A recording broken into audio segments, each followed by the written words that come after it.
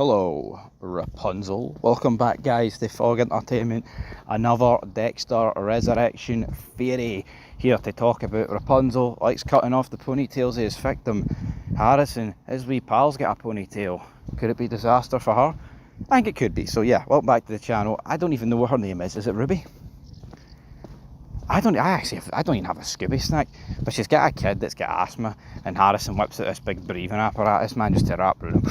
Oh, sounding like Darth Vader, dun, dun, dun, dun, dun, dun, which is kind of funny in its own right. But yeah, there you go. No surrender. But yeah, I mean, Rapunzel's been kept alive all this time. I mean, I think Rapunzel's a good character. Don't get me twisted, but he's almost been like too nice of like serial killers, and I feel like there's just not. I don't think there's going to be a big twist, but I think to make him feel like the big bad evil, and to turn it up a notch is definitely going to have him go after Harrison's. I mean, I was going to say girlfriend, but let's be honest, they're not really. They're not really girlfriends at this. Boyfriend girlfriend at this point. I mean, the guy leaned in for a kiss and she couldn't have dodged it any quicker, man. It was like Grey Wolf,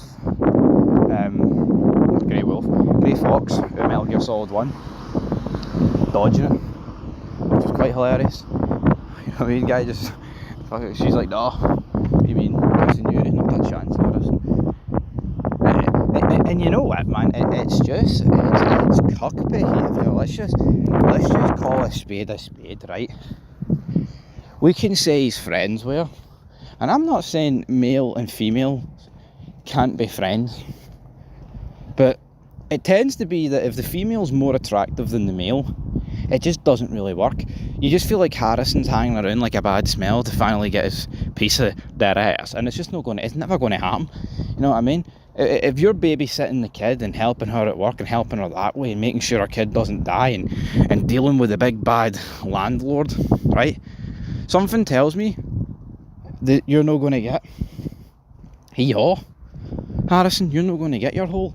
So I think Harrison needs to buck up his ideas and just hold the fucking L and be like, you know, I need to move on for this.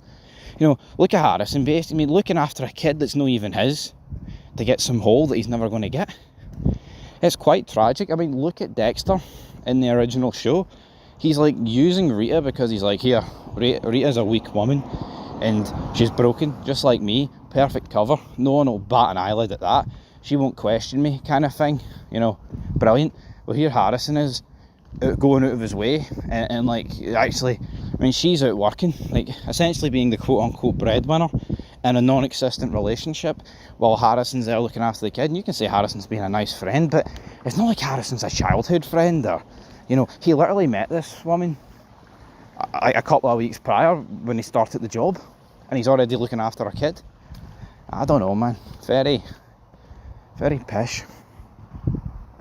From a Harrison point of view, to be like tag teaming, I don't know what future there is for this character, man. He's just like I don't think he's a bad character, but it's just like he suffers from this like 2025 woke, where like the males just kind of have to be weak. I mean, the guy's sitting there, no getting any action, friend-zoned, looking after a kid that ain't his, while watching RuPaul's Drag Race. You come back and tell me if this guy's in a winning situation.